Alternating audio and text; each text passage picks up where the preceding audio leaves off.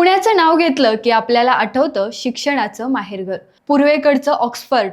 पण आता समोर आलेली माहिती ऐकून तुम्हालाही प्रश्न पडेल, आपले शहर चालवणारे नगरसेवक शिक्षणात कुठे उभे आहेत? नमस्कार, मी सनोफर. तुम्ही पाहताय रोकठोक महाराष्ट्र न्यूज. नगरसेवकांनी उमेदवारी अर्जासोबत दिलेल्या प्रतिज्ञापत्रात धक्कादायक चित्र समोर आले. नगरसेवकांनी उमेदवारी अर्जासोबत दिलेल्या प्रतिज्ञापत्रातून धक्कादायक चित्र बाहेर आले. 165 नगरसेवकांपैकी पदव्युत्तर शिक्षण घेतलेले फक्त 14 जण, पदवीधर 61 नगरसेवक म्हणजेच 35% आणि 12वी पर्यंत शिक्षण घेतलेले 33 सदस्य, 10वी पर्यंत शिक्षण घेतलेले तब्बल 45 नगरसेवक. यात काहींचं शिक्षण 2री, 4थी, 8वी, 9वी पर्यंत आहे. सगळ्यात गंमत म्हणजे 7 नगरसेवकांची तर माहितीच वेबसाईटवर उपलब्ध नाही.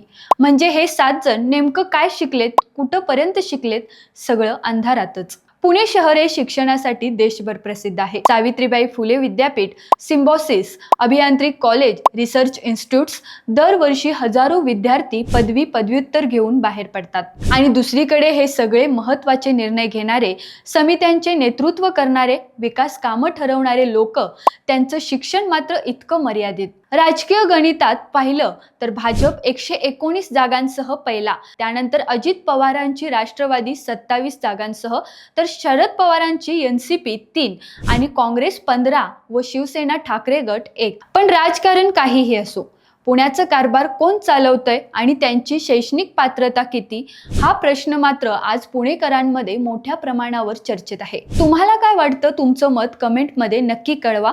आणि चॅनेलसाठी जर तुम्ही नवीन असाल तर रोकठोक महाराष्ट्र न्यूज चॅनेलला सबस्क्राईब करा, लाईक करा आणि शेअर करा.